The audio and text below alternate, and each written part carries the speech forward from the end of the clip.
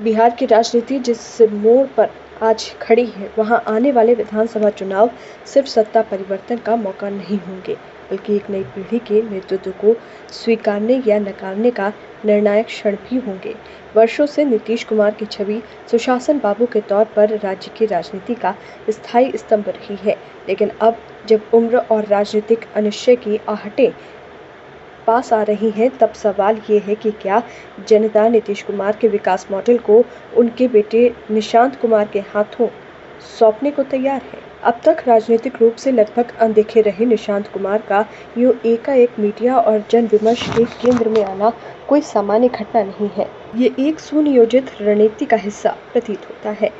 जिसमें नीतीश कुमार अपने उत्तराधिकारी की छवि गढ़ने की कोशिश कर रहे हैं। हाल के महीनों में जिस तरह निशांत ने जातीय जनगणना, आरक्षण, रोजगार, शिक्षा और स्वास्थ्य जैसे मुद्दों पर तथ्य आधारित बयान दिए हैं, वो साफ संकेत है कि वो सिर्फ नाम के उत्तराधिकारी नहीं, बल्कि सोच और दृष्टिकोण से भी नेतृत्व के लिए खुद को प्रस्तुत कर रही हैं। आगामी चुनाव में यही गंभीर प्रश्न खड़ा होने वाला है कि क्या बिहार अब नीतीश कुमार के विकास मॉडल को उनके बेटे की अगुवाई में जारी रखने देगा, या फिर जनता उस विकल्प को चुनेगी जो तेजस्वी यादव की तरह पहले ही संघर्ष, हार जीत और जन आंदोलनों की राजनीति से तब कर उठा है। ये मुकाबला अब सिर्फ दो नेताओं या दलों के बीच नहीं है, ये बिहार की जनता की परिपक्वता की भी परीक्षा है कि वो वंशवाद और नेतृत्व क्षमता के बीच फर्क पाने में कितनी सक्षम हो चुकी है। निशांत कुमार अपने पिता की छाया में राजनीति में उतर रहे हैं,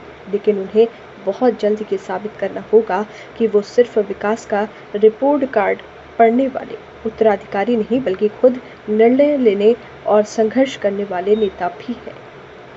विशेष रूप से तब जब बिहार की राजनीति अब जाति समीकरणों के परे एक ठोस विकास और विश्वास की राजनीति की मांग कर रही है। चिराग पासवान ने अपने पिता की राजनीतिक विरासत को अपने ढंग से ढाला और तेजस्वी यादव ने संघर्षों से अपनी नेतृत्व क्षमता सिद्ध की। अब निशांत कुमार को न केवल इन समकक्ष नेताओं से टकराना है, बल्कि अपनी राजनीति को पिता की छाया से अलग भी सिद्ध करना है। ये भी विचारणीय है कि क्या जदयू जैसी पार्टी, जो लंबे समय से नीतीश कुमार के एक छत्र नेतृत्व में रही है, अब निशांत कुमार को उसी समर्पण और समर्थन के साथ स्वीकार करेगी, या पार्टी के भीतर कोई अंदरूनी विरोध, असहजता या चुनौती सामने आएगी, ये आने वाला समय बताएगा। लेकिन ये तय है कि निशांत कुमार का सक्रिय राजनीति में प्रवेश आने वाले चुनावों को और भी बहुपर्ती और विचारधारात्मक रूप से चुनौतीपूर्ण बना देगा।